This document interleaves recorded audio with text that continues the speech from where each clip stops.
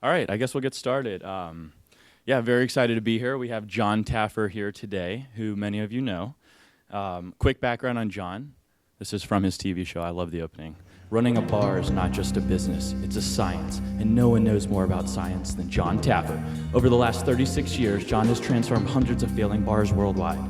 Using his proven methods and no-nonsense approach, John turns money pits into money makers. That's pretty good. Thank you. I'm not sure I can top that. You're good. Yeah, your sound guy's awesome. All right, but anyways, yeah. So John is a very popular host of the TV show Bar Rescue on Spike TV. He travels around the country finding failing bars and optimizing them. He's got a whole science and strategies and philosophy on how to optimize a bar. And at the end, he leaves the bar in 5 days, totally changed and generally successful. We'll talk about some of the ones that revert back. In 2010, he was appointed president of the Nightclub and Bar Media Group, and then he's recently served as chairman of Taffer Dynamics, where he acts as a consultant to restaurants, nightclubs, hotels, bars, everything. And then he just released his first book, which is why we're here. It's called Raise the Bar, an action-based method for maximum customer reactions. And it was published just a few months ago. And John, like I said, I'm a huge fan, so I'm very excited about this interview, and a round of applause. Thank you for being here. Thank you. Good to be here.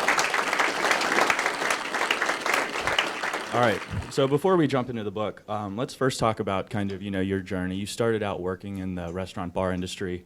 He even ran Barney's Beanery, which most people here know about. And then you went into the consulting business. Can you kind of talk about that transformation from, working and owning bars to moving into being a consultant? Sure. I didn't learn this in college. I was a political science major. Very glad I didn't go into that business, by the way. But I started tending bar in college, and one thing led to another. And, as John Lennon once said, life is what happens when you make other plans. And I wound up being in the bar business and started as a bartender. Became a head bartender, assistant manager, general manager. Moved into the hotel arena, became a general manager of a large resort, and vice president of a hotel company. And in the mid-'80s, tax codes changed. And hotels couldn't write off the deductions that they used to.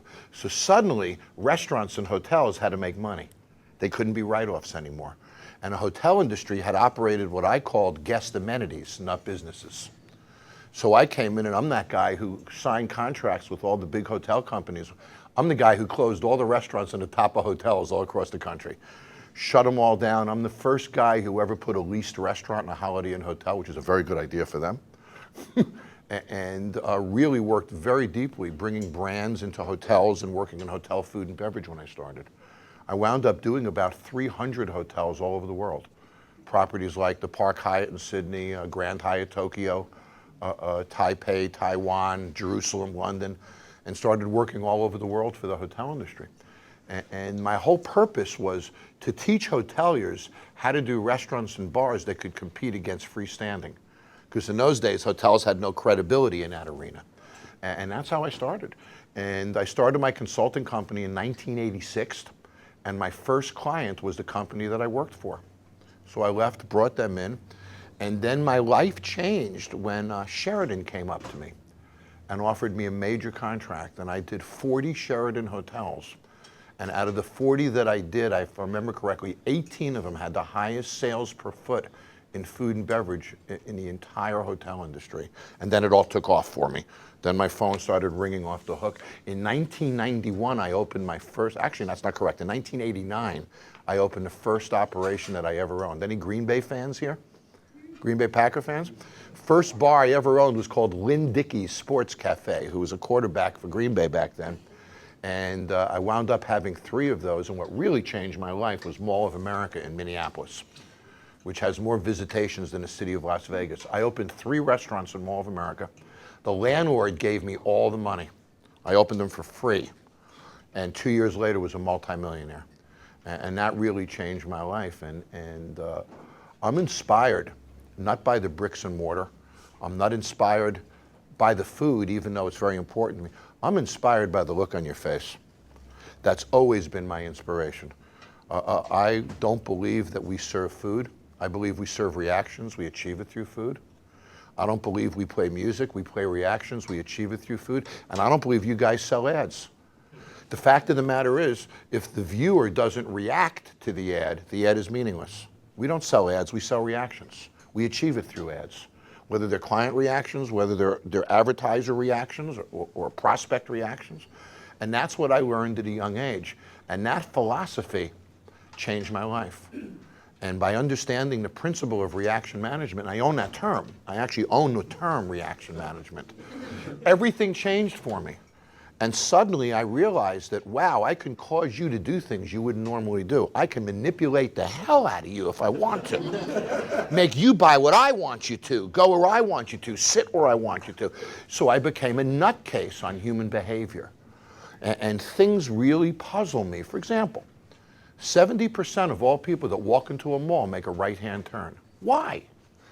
Why? That shit haunts me. It does. And it makes me say, what can I do to make you make a left? And I will lay awake at night figuring out ways to make you make that left turn. And that's very rewarding to me when I can change human behavior. And Do you think that's because 90% of people are right-handed? I'm not sure. I'm a lefty, so I couldn't relate to that. But no, I'm not sure that is. There's an inherent movement towards the right. Maybe it's because we bear right on roads. Maybe we even bear right when we walk through airports. So maybe that's the principle. But it's interesting, when you go to Asia and they walk into a mall, they make a right-hand turn too. So I'm not sure that argument holds water, but there are certain things about human behavior that are shocking to me. And there's gold when you can change behavior. Walt Disney was the master of it. You know, you go to Walt Disney World in Orlando, it's 120 degrees, you're sweating like crazy, you spent $90 to walk through the door. Within 3 minutes, you're standing on line for an hour and a half. Right? You get off the line, you go through an attraction for 2 minutes, you get on another line for an hour and a half. After 3 lines in 5 hours, you've done 3 things. Now you want a Coke. So you stand on line for 45 minutes for that. Now you get a cup with Mickey Mouse on it. Now you got to carry this thing around with you all day long. $14.95. And you realize when you go home with the bags of stuff you'll never use, the t-shirts you'll never wear, you realize, wow, I sweated, I stood in line, and I loved it. and there's a manipulative quality to business, and you're no different. When we cause people to act in ways that enhance our objectives, not theirs, we all make money. So the trick is, how do I get you to do what isn't natural to you, but have you love me for it in the end? That's the trick, because I want you to come back and do it again. Right? There's no such thing as single transactions in the world. Everything is multiple transactions. So I'm all about getting to that next transaction. That's what's important to me. Great. And so we heard a lot about, you know, your consulting. How did the TV show come about with Spike TV? Did you initiate it? Did they initiate it? I did. It's actually, I'm very proud of this. I've been a public speaker in my industry for about 30 years. And I give keynote speeches, and I get a lot of money for speeches. I've spoken in about 30 countries around the world, and I'll speak at major industry conventions. I'm speaking at Fridays next week for their corporate event. And I was giving a speech in Las Vegas, and somebody came up to me and said, "You should be on TV." I thought about it. So I went home and I wrote something up, which was originally called On the Rocks.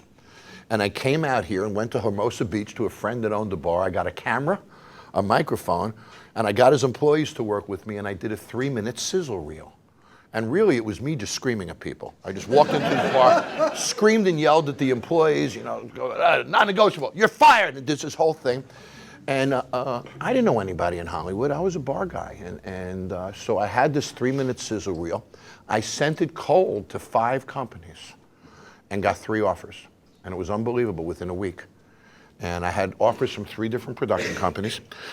So I had to look at each company, do background checks, and the company I picked was the best one, but not necessarily the best financial deal. So I thought more long-term than short-term. I signed with 3 Ball Productions in Manhattan Beach, who also does Biggest Loser and one of the largest reality show producers. They picked me up, signed me to a contract, and Spike picked up the show 4 days later. So in the time I got the idea to the premiere of the show on TV, not the pilot, the first season, was less than a year. And I'm told that's almost a record. And normally it takes 2 to 3 years to get to that level. So, and I was blessed. I think some of it's timing. I get that I'm pretty good at what I do, but some of it is timing. I just happen to be in the right place at the right time, I think. So the show premiered almost 3 years ago. We just aired our 49th episode to the highest ratings in the history of the show. Thank you. Yeah. And honestly, it's been an incredibly humbling experience for me. And I'm shocked when celebrities get these egos that suddenly you're unimportant to them, they're above you. It has made me appreciate humanity, the people around me that support me, believe in me. This has actually made me a better person, and I wouldn't have thought about it that way before the fact. But it has humbled me. I feel like I'm hugged by America every day. It's an incredible feeling. That's great. And so 49 episodes, how do you decide which bars to rescue? I'm sure you've got a ton of requests from bars all over the country, and you've done all over the country, and some are really awful and some are just horrific. Like, how do you decide which to That's which my to choice, advise? awful or horrific. That's pretty accurate, too. Actually, when I did the show, my deal with the network was I wanted you to find me the worst in the world. I don't want this to be a cakewalk. I want to fail. I want to fail. So now that we're known, about 1,000 bars submit applications a year for me to scream at them, which is amazing to me. And, you know, these are people that are in trouble. So we go through a screening process. First of all, you know, we pick the cities that make sense to us. We like small towns, big towns, Midwest, East Coast. We like to move it around and mix it up. So we have the different subcultures of America, if you will, in the show. The next thing we do is we see if they're real. Are they hustling me for a remodel, or are they really in debt? Are there really houses on the line? Is this a real story? So we verify those elements. We verify the debt, all that kind of stuff. Make sure that there are stakes, if you will. Once we narrow it down to about 40 or 50, then I'll send a producer to each of those locations with just a little camera.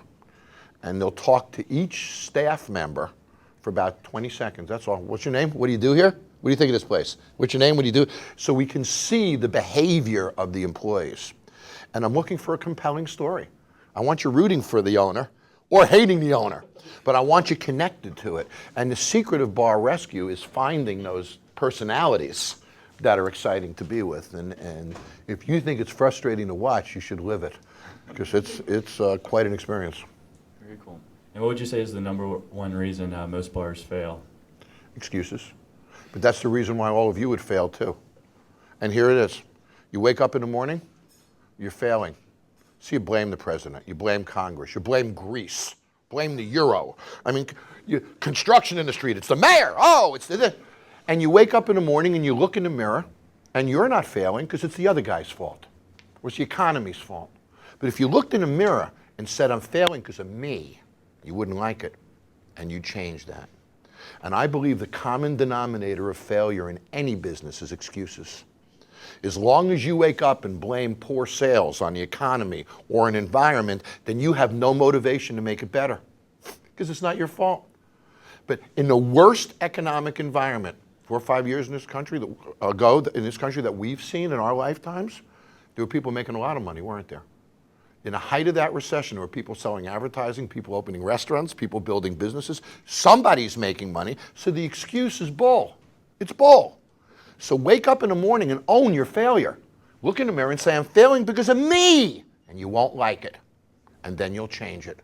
But as long as you don't put it on you, you have no motivation to change it. So in short, if you own your failure, you'll own your success. If you don't own your failure, you'll never dig out. And I find that in any business.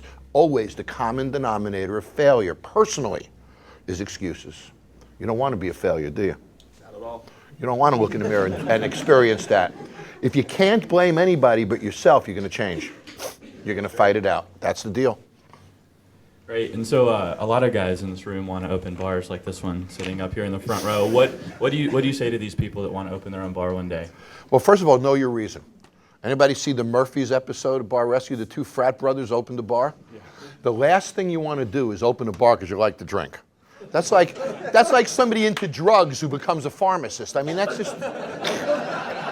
It makes no sense at all. You got to do it for the right reasons. You got to do it because you love the business.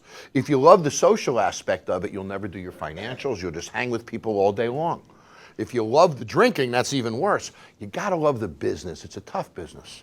And we were talking before we started, you know, in the clothing store business, you buy shirts, you mark them up 60, 70%. If you got 10 shirts on the shelf, you go home that night, you come back in the morning, you still got 10 shirts on the shelf. Not the bar business. Bar business, you got to manage every minute. Right? Product is exposed, liabilities are exposed. It's a tough business.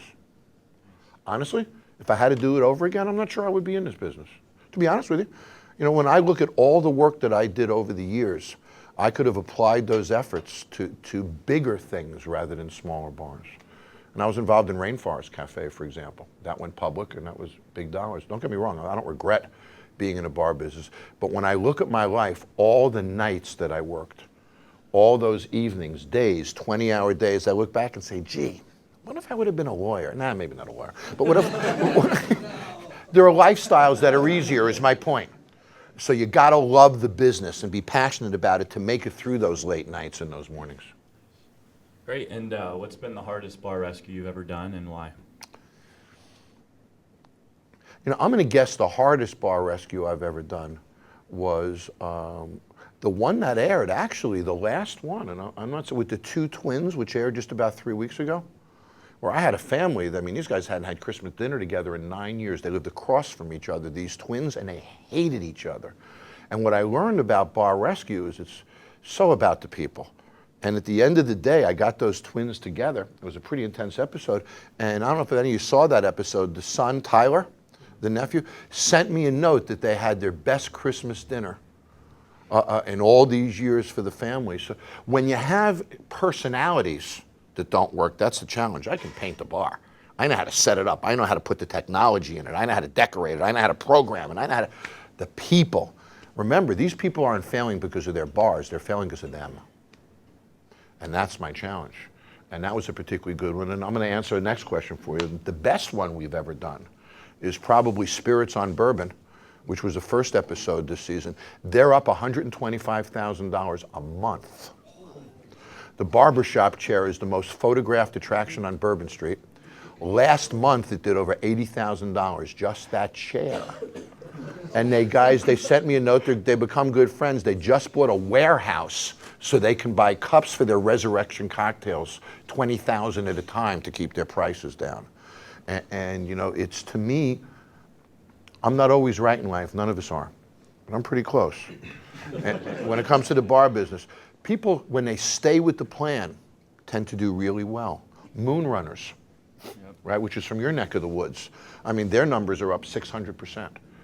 And there's an independent website, forgive me, I forget the name, Bar Rescue something, that somebody does, and they track them all. And I believe on their site, and I haven't been there in a few weeks, on their site we had aired 47 of 48. They claim that 7 closed, and I don't count, so I'm going to take them at face value. But what they did is they did before and after Yelp, and then they tell you if it's open or closed. So 48 or 49 episodes have aired, 7 have closed. That puts us at about an 80% track record. And when you consider the depth of failure these people are in, I'm pretty proud of that. I'm not sure we could do much better, to tell you the truth. But the Pirates episode has to be mentioned. Only because it was the most bizarre experience of my life. These people were pirates. They couldn't speak un-pirate. They couldn't talk like we do. They spoke like 1845 pirates. They didn't have regular clothes. These people woke up every morning to be pirates. And when I said to them, how do you make a living? Oh, Renaissance Fair. That's 2 weeks a year. Oh no, there's a big pirate community. I go on Facebook, 200 people. And these people wanted to be pirates. And if you remember, when I put them in regular clothes, they couldn't speak non-pirate. So, you know, I guess let them play in their sandbox, so to speak. But that was a very frustrating one for me because, you know, Discovery TV was right next door. There were huge office buildings in Silver Spring. The concept that we created was for lunch and happy hour for them to close early because at night that was a dangerous, not a very good area. They never even opened for lunch. They tore the sign down 6 hours after I left in some, it's on YouTube, a vigil around a fire, right, where they were chanting, of course, pirate songs. And it was one of the most bizarre experiences of my life. I will never forget it. And they're still open, by the way, which is unbelievable to me. But so you actually kind of just referenced this. I know a couple people in the crowd had asked me this ahead of time, but you know, a lot of people watch your show and then they get on Yelp immediately following and see, you know, whether it's been successful or not. And several times, you know, we've seen them change the name back. They've reverted back to their bad ways. Other people have, you know, kept what you've done and remained successful. Can you kind of talk about why is it that some have reverted and failed while others keep what you've given them, et cetera? yeah, good question. You know, these people made thousands of bad decisions that got me there, right? Think of all the choices that they made, from hiring to products to management, to cause them to be in a depth of failure that they're in when I show up. And my challenge is to reverse that level of failure, that depth of failure. I forgot your question. Oh, it's just why do some revert back to their old name and builders? What happens is, and I'll pick one, the Brixton in Austin, Texas. Remember that one with the cocky husband? They changed the name back a week later, but they kept everything else. They kept the infusion cocktails, but they were hung up on the Brixton. They're doing pretty well. But you know, guys, you know this. If the Google name had a terrible association with it and a reputation for not delivering on the promises made, how much advertising would you sell?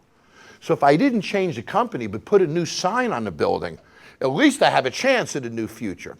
So Swanky Bubbles, remember that one? Who put Swanky Bubbles back on the building? You'd think he would thank me for taking it down.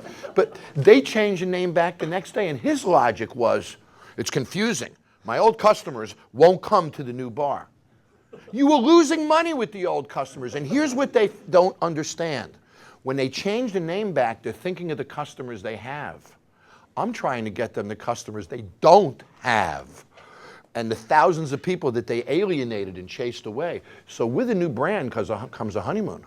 You know, with a new brand comes a whole new future. I have probably kept as many brands as I've changed. Right. So I don't just go in there and change the brand. We do a lot of market research. I use Esri, and I do all my online research. By the way, Bar Rescue is absolutely in real time. If I should speak to this for a moment.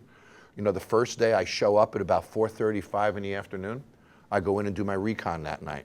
When I leave the bar that night, that day ends for me. I go back to my hotel. The next day is day 2, we train, we have stress tests. The next day is day 3 training. At the end of day 3, at about 9 o'clock, I get the staff out of there at night, and then we go to work building the bar. We do it for a true 36 hours. So the evening of day 3, the day of day 4, and the morning of day 5, we remodel the bar, and then I reveal it to them day 5. It is absolutely in real time, and not one word of it is scripted ever. Candidly, if it was, I'd walk off. And I just won't do that. So it is incredibly real. And that's why the casting, the selection of the bars and the characters are so important, because I'm not going to script it. And in Bar Rescue, we use the phrase, we work with what we have, we don't create what we don't have. And it's working the moment. And we've gotten pretty good at it, I think, after 59 of them or so. Man. So why did you decide to write a book? I've been a public speaker for 30 years. I love helping people. You know, I can't tell you, I tell people this story often. One of the greatest moments in my life was an operator. When I opened Mall of America, I had a dishwasher. His name was Theo. And this guy was a dishwasher, almost a gangbanger kind of kid in Minneapolis. And my prep cook quit, and I made him a prep cook. I like this kid for some reason. Then I'm opening another restaurant 6 months later, and I pick a training team from that restaurant, and I fly him to another city. And I took Theo as my prep cook training. And now we're in a hotel meeting room, sort of like this. And all my training team goes up in front of the staff to introduce themselves. And Theo walks out there in a sharkskin suit, missing his teeth and gold in the front, and says, 6 months ago I was a dishwasher, and look at me today. And I cried. And I realized that was the most important thing to me I could ever do. And I've been fortunate in my life. I've made money. Now I want to make people. And I'm really inspired by that. And we talked about this earlier. When people come up to me and say they've gotten promoted, I've inspired them, they've raised the bar, whatever it is, it's an incredibly motivating thing to me. So the book was an effort to do that, to try to, you know, take what I do and share it with more people, because I really believe in it. Very cool. And so your philosophy of reaction management, which you've coined, is kind of the main theme throughout the book. Can you give everyone a quick summary of what that is? Sure. You know, first, let me explain how it came about, because I don't cover it very much in the book. When I was young, my mother was incredibly difficult, a little violent. So when I was 7, 8, 9, 10 years old, I understood that if I couldn't control her mood, I was going to get my ass kicked. So at a very young age, I learned the sensitivity to watch her face, read her moods. And I developed this skill to sense and feel people. Like your crossed arm, right? I would stare at you and shake my head until those arms uncross. Same with you. So, I mean, I look at everybody's body language, and I do it subliminally. I don't think about it consciously. Your eye contact, your body language, your energy level, your posture, and I read these things, and I figured out how to manipulate you. And here's the philosophy. If you go into a restaurant and you sit down and you order food, and the food comes to the table and it's put down on the table, when the plate hits the table, and this could be anything, could be a Google ad, one of two things happens. Either the guest sits up, reacts to it, or nothing happens. If nothing happens, we're stuck in mediocrity the rest of our lives. Whether that's a Google ad, whether it's a plate of food, whether it's a song, whether it's the color of a wall. Nothing we do is anything other than creating human reactions. When the reactions go in the direction we want them to, people write us checks, don't they? They move to other sides of the country, they take jobs, everything changes when we can cause people to react in the ways that we need to. So at a young age, I developed this skill, and that's why I think Bar Rescue works for me, because I'm only with these people 5 days. I gotta read them quick.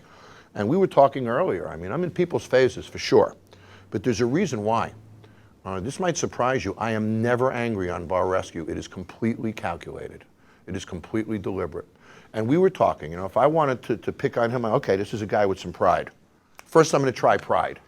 You wanna be a success, you wanna be a failure? What are your parents gonna say when they see you failing? I'll try, that didn't work. All right, now I'll try fear. You're gonna lose everything. You're gonna be out in the street. What are you gonna, that didn't work. Picture your kids. Can you come through for your kids? That didn't work. Well, now I have only one option. I'm gonna rip you to shreds. Because I have no choice. I have no choice. And here's Bar Rescue in its most essence, if you will, right at the core. You're gonna dig your heels in, and you're not gonna let me in. You're gonna get defensive. So I'm gonna be in your face. I am gonna be relentless until I can make you doubt yourself for 1 second. And if I can make you doubt yourself just a little for 1 second, your brain opens and I walk right the hell in. And that's the way it is. I got to break you down and make you doubt yourself because you're the one who's wrong. You're the one losing money. I've got the bank accounts to prove it. So I stand there with this cocky confidence and I will beat and beat and beat on you until that crack comes open. And then I walk in, and we were talking before I started, the biggest fights I have are always the biggest hugs at the end, aren't they? So when you turn them, you really turn them. It's an incredible thing to watch. And you know, they walk different 4 days later. Once I crack through, their posture's different, their facial expression is different. When you look in your eyes, you can truly see this human transformation. It's remarkable. And you see it on TV, but it's even more evident when you're there. Right. Very cool. So a lot of people in this room work in advertising. You talk about advertising in the book. Can you talk about what sort of advertising bars can do from digital to, you talk a lot about word of mouth too, whether that can be something generated. Sure. Let me start by saying I come from an advertising background. My grandfather invented direct mail and gets credit for inventing direct mail in Brooklyn, New York. When he was 16 years old, he bought a printing press and started putting flyers in newspapers at the newspaper stand on the corner. And then he walked down the street and wrote down the names in the mailboxes and started leaving flyers in the apartment buildings in Brooklyn. And then he started getting and mailing them from this little storefront that he had. And one of the largest ad companies in the world, New Era Advertising, bought my grandfather's little storefront operation, brought him in. The term direct marketing was invented. And my grandfather then created the entire direct marketing, direct mail. And my family has done the direct marketing for Volvo, Mercedes-Benz, and a bunch of companies now for 3 generations. So I come from a marketing background. It's in my blood. And to me, marketing is just human reactions, period. End of discussion. We don't do ads. We do human reactions. We achieve them through ads. I don't even make phone calls. I create human reactions. I do it on the phone. The fact of the matter is everything I do, no different than this moment right now, if I don't create reactions, I fail, period, and so do you. So it's a way of life. You study every facial expression, every inflection in voices, everything to manipulate you for me to get your check. I have no guilt doing that because I know when you give me your check, I'm going to come through for you in the end. That's the trick. When you know you're doing right, you can fight harder. You got to know you're doing right. You guys do right here. You're in a great company. I advertise on Google myself. But I've learned that if an ad doesn't create a reaction, it's worthless. And where we blow it in that business is when we take advertising dollars from a client and place an ad that we know is not going to get a reaction, that we know is going to fail. We don't serve them, we don't get a renewal, we don't serve ourselves and our company. So at the end result, is you guys have to create reactions from the advertising that you do, or you're never going to grow that business. So you're as much in a reaction business as I am. Right. Very cool. And so, a lot of us, we love, the parts of the show when you really dig deep into the science, behind the bar, the science of everything that you do. And it's all to, increase workplace efficiency and whatnot. And, Google prides itself on trying to do the same thing. So, what are some of the, the sciences you've learned to optimize for workplace efficiency? Well, there's a lot of things to it. And I want to reiterate the question that you asked me before, because you asked me about social marketing, and I didn't mention it. Social marketing is a big word today, and everybody does it. But who does it well? Not too many. It's a new science. We're still figuring it out ourselves. I mean, just because I have, 100,000 Twitter followers, how do I monetize that? How do I motivate these people? What is it? Is it an event? Is it a discount? I mean, what is it that causes people to, and I'm going to use my word, react to my social marketing? No reaction, no dollars. No reaction, no win. So where people blow it is they go through the mechanics of social marketing. They go through the mechanics of advertising, but they never really focus on where are the reactions, where are the reactions. And here's the way I say it, and I'm trying to be short. In the real world, when a big company goes to an ad agency, and the ad agency provides all the creative. If you like the creative, you buy the advertising. If you don't like the creative, you don't buy the advertising. Bar business, opposite. We buy the advertising with no creative. And then at the last minute, we get a phone call, I need your copy, And so the fact of the matter is, we go at it in a mechanical way, and that's what you can't do. You've got to make certain that those reactions are created. The words, the phrasing, the fonts, the color, the positioning, these are subliminals that will either cause somebody to click through or not. And you are a point of difference. You guys stand alone. You're the shining star in this business. Nobody lights a candle to you. Bing? Come on. The fact of the matter is, now because you are perceived as so good at what you do, so big, the bar is high, isn't it? Now I expect more from you. Which means as we get bigger and better and our reputation grows, we got to deliver stronger. So the problem with social marketing is an absence of creative generally. It's become more mechanical, more logistical, very uncreative. And some of it is because it's in real time. Newspaper ads, you plan a month ahead of time, 2 months ahead of time, you work on your copy, work. Social marketing, I come up with it today, I put it online in 10 minutes. There is no planning. And the real-time nature of it sometimes works against us. And then here's the ultimate kicker.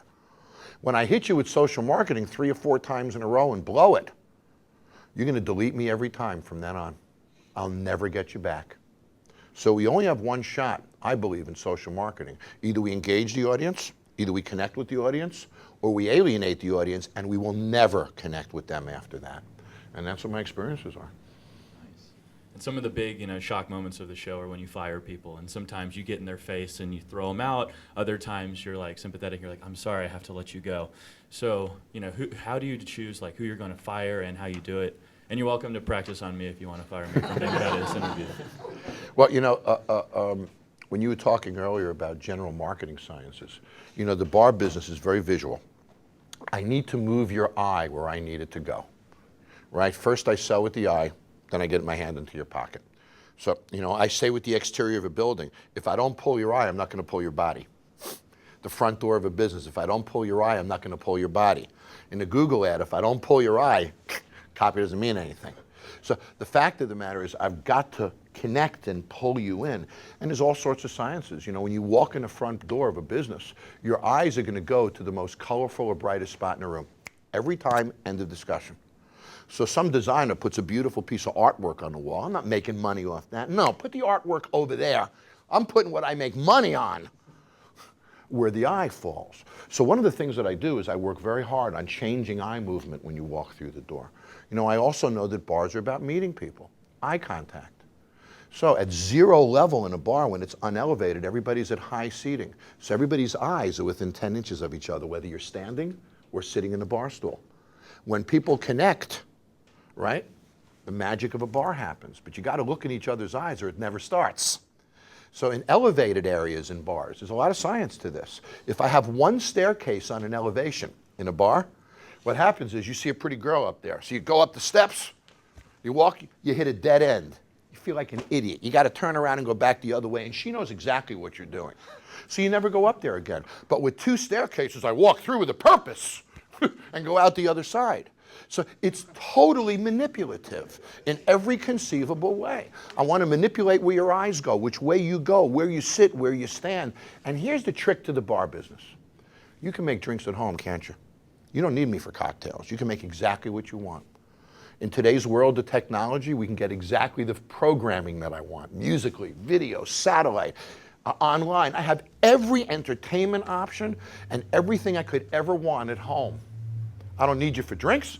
I don't need you for entertainment. There's one thing that you can't get at home that I have, and that's social interaction. That's my calling card. And if I create socially interactive environments, people come back.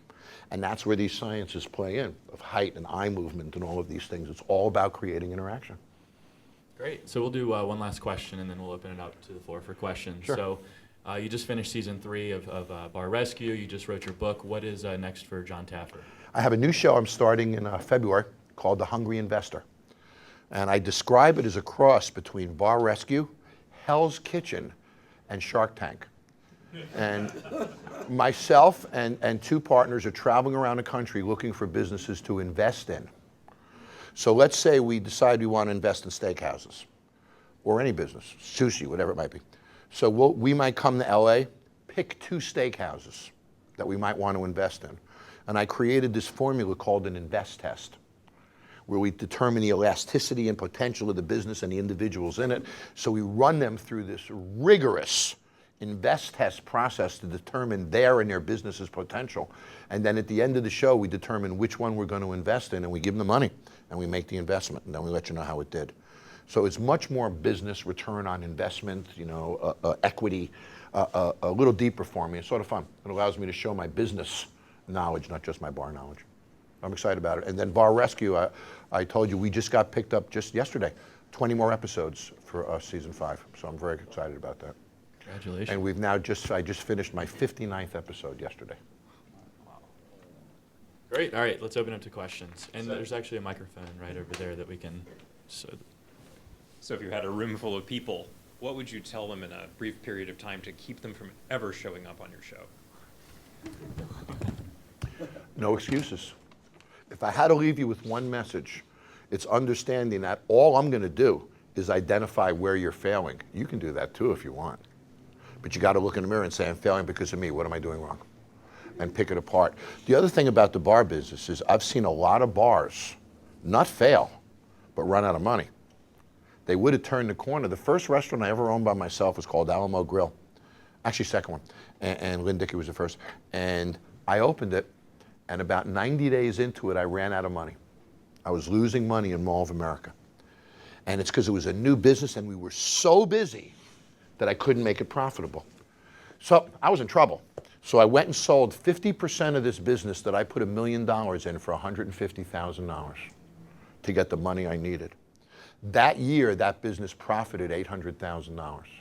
And somebody else owned half of it for $150,000. It's almost like a football game. Vince Lombardi once said, I never lose the game, I just run out of time. That's very much the bar business. If you just had the money for another month or 2, you could have figured it out and made it. And the problem with the bar business is it's all rookies. There's no place where you go learn the bar business. There's hospitality schools. There's no bar school. The bar sciences that I teach, Google it. There's nobody else who teaches these things. There's no other books with these things that teach these sciences.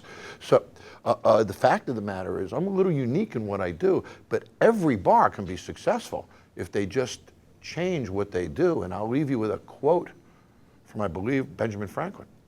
It says, if you do tomorrow what you did today, you'll get tomorrow what you got today. I got to make them do something different tomorrow. So do they. And the strange thing is they can do that without me. But the problem is they blame the president, they blame Congress, they blame everything else but themselves. And then they go home mad at somebody else. I suggest you should go home mad at yourself. Great. Next question. Where do you get a lot of the data and statistics you use, such as if you serve food, someone stays 45 minutes longer. If you have neon lights, they leave 30 minutes earlier. Yeah. Where do you get that data? Some of that is industrial. For example, the fluorescent lighting is industrial. It was actually a study done by General Motors years ago, where they changed fluorescent lighting to incandescent lighting, and illnesses went down, employee productivity went up. And I own a company called Guest Probe. And it's not a company that I promote publicly, but I have, over my 30 years, I have these databases with 60,000 restaurants and bars worth of data, where I've done these surveys and focus groups. So most of this data is owned by me, really, and created by me. It's a little unique, and it's not out there anyplace else. So, you know, for me, I know it's 52 minutes because I've tracked it for 30 years. Nobody else has. I wish I had a better answer for you, but, you know, that's the reality of it. They're my own sciences that I test and work. And, you know, they work every time for me, as you see. You know, when I push the buttons, it happens. Science is science. But I'm the nutcase who does this stuff, and I am. I'm a nutcase on this stuff. I will spend a fortune to build a video camera in a corner behind a piece of mirror, just so that I can monitor posture. When I open a new bar or restaurant, I put a girl in a ladies' room in a stall with a notepad. And she sits in there for an hour and a half, because what you guys say to each other at the mirror is gospel. I want to know. I want to know what you're saying to each other. What do you think of my food? What do you think of my environment? Do you think the place is safe? Do you like the other customers? I need to know. I have this insatiable, addictive need to know what's going on in your brain. So I use every trick in the book to get to that information. So it's a 30 years, 60,000 restaurants worth of data. It's actually a really neat database. Even down to the color of plates, flow patterns, hours, price points. For example, psychological pricing. There is no difference in guest perception from 8.25 or $8.95. Absolutely zero. So if you charge 8.25 instead of $8.95, you're leaving, what, 60 cents on the table every time you create a transaction. So I can go into a bar, just change the pricing from $8.50 to $8.95 on all the menu items, move some stuff around, not change one recipe, and increase revenues by about 20%. So that's the science. I can box something in the center of a menu, and sales of that item will go up 20% every single time. If I bold it, put Chef Special on it, sales will go up 14 to 17% every single time. People have a 6.5% propensity to order the top item and bottom two items on the list on a menu. So what am I going to do? I'm going to take my most profitable items, box it, shadow it, and move it all around, move it at $8.95, and manipulate you to buy what I'm making money on. If there's a menu item that my customers love that I don't make money on, I hide it. So no new customer finds it. The old customers know I got it. I'm not going to take it away from you, but I don't want anybody else getting hooked with this thing. I want them. So I hide that in the menu and move my most profitable items. It's incredibly manipulative. And I have the confidence to do this because of that database. Or I probably wouldn't have the confidence to make the bold moves that I do sometimes. And what is the name of that invention where you have the two rails with just a limited space? Butt funnel. Made a lot of money, a lot of mileage off the butt funnel. The concept of the butt funnel, and it's for a youthful, high-energy nightclub. It's a narrow entryway to a dance floor. So stand up for a second. So if we're going to go in this dance floor, we got to sort of go like this. Now, with a guy and a girl, it tends to work better most of the time. But the fact is, I'm forcing their faces to be together. I'm forcing eye contact. I'm forcing human interaction. And butt funnel I invented about 25 years ago. Got a lot of mileage out of the butt funnel. That's great. All right, next question. Okay, well, first I have to say sorry that I've actually never watched your show, which I have to start. But it sounds like from your story that the first thing that the owner does is like, oh, I don't want to change. So I'm curious what's your take on this human psychology. On the one hand, they obviously apply for the show and they know they're going to be asked for a change, but then they don't want to change. You know, it's interesting. When I look at those 5-minute little casting reels that we do, they say stuff like, oh, when Taffer gets here, he's going to love me.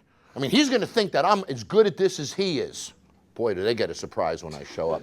Then the other guy says, oh, boy, if he screams at me, I'm going to go at him. I just look at him loudly and he starts crying in a second.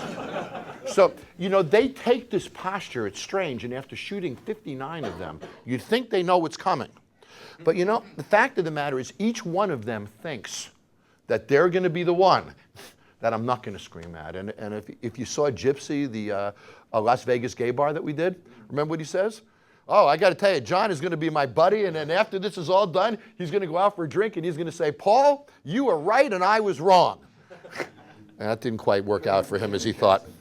But no, it's fascinating, that human dynamic, that you're setting yourself up to be embarrassed on national television. And here's the unique part of it. At the end of the show, they're not really embarrassed, are they? 9 out of 10 episodes, they turn, don't they? And 9 out of 10 episodes, at the end, you like them. Even if they were a total jerk in the beginning. Remember Ami, the guy in Denver that I got in a fight with? Right, he called Chef Duffy Fat Boy. So I swung at that guy. I mean, he infuriated me. We fought for 3 days, and he was an Israeli military guy, about 4 feet 4 inches tall, who thought he was about 9 foot tall. And this guy was an ass. And what you didn't see on camera is before he said fat boy to Chef Duffy, he called his employees assholes. So my employees are stupid assholes and you're fat boy chef. And I just won't accept robbing people of their dignity. I don't do that. And I'll attack what you do, but I rarely attack people personally unless it's a unique situation. Make a long story short, at the end, he said, I prayed to God for an angel, and the angel sent me John Taffer. So at the end, he redeemed himself. And I think that's why they do it, is they know at the end of the show, if they're reasonable at all, they were jerks along the way, but at the end, there's something endearing about each of them. I think that's the motivation. Also, when you're losing $500,000 and you got a family support, that can be pretty motivating too. And we do change fortunes. I have 2 questions for you. One is, you're very animated, your body language is unique. Did you study people for your own body language? Is that what you Yes. came up with? Because even on the show, every move you make seems calculated. It is. And it's very empowering and very brilliant. Thank you. And Thank I you. recognize it, and it's very empowering, just absolutely shocking how much you move. Thank you, and it is very contrived. I have to have more energy than anybody in the room. I've got to drive the energy of the TV show as well as the 5 days for those employees. So my energy is critical to moving the process along.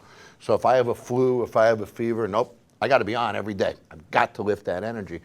The other thing is I've got to be loud. And the fact of the matter is back to your question, the things that I say to them have been said to them before in many cases. But when I say it, they are going to freaking hear it. And I am not going to allow them not to hear it. And these animations and the way I go, I'm doing it now, are really critical to positioning myself above them in their perception. And I don't mean above as a human being.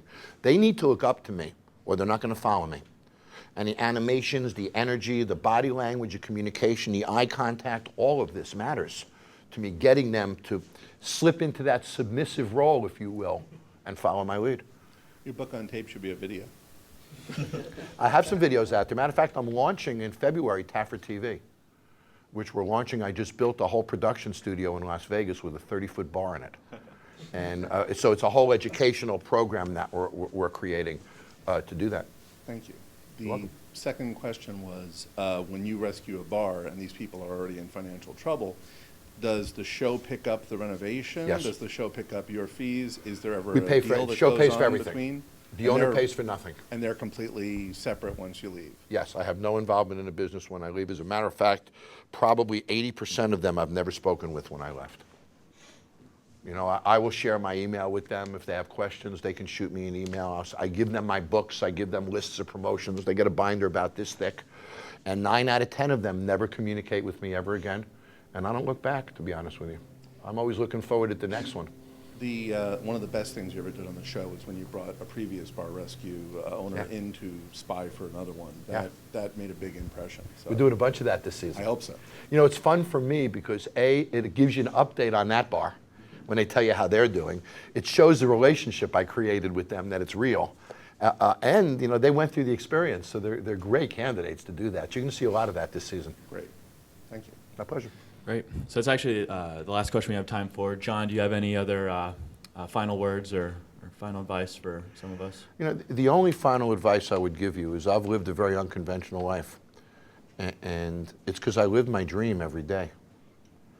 Dreams are inspiring. Work is not. Find a dream. Whether it's that client you can't get, right, that you've been fighting for 6 months.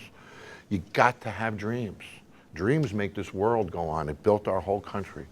And when we get in a rut as human beings is when we lose touch with our dreams. We lose the ability to fight for those dreams. So don't be an employee of Google. Live your dreams at Google. Find a way to match your dreams with the goals of your company and your own work, because there's nothing worse than mechanical employees that lost touch with their dream. The other thing I would say is leadership. I'm one of the few people who say this. Leadership is not created. You can read every leadership book in the world. I can't make somebody a leader if they weren't by 12 years old. Leadership is a trait that we have, that we're born with. The Pied Piper, no, you never read what a good musician he was, do you? Couldn't play the flute at all, but people followed him off the cliff because of who he is. How many entrepreneurs do people follow to bankruptcy that don't know what they're doing? Leadership is a trait that is born. When you find a great leader, attach yourself to him. Ride it to the end. Because great leadership and your dreams together will take you to the promised land. And the worst thing in the world is when you see somebody who lost touch with their dreams. That's great. All right, a round of applause for Jon Taffer. Thank you very much.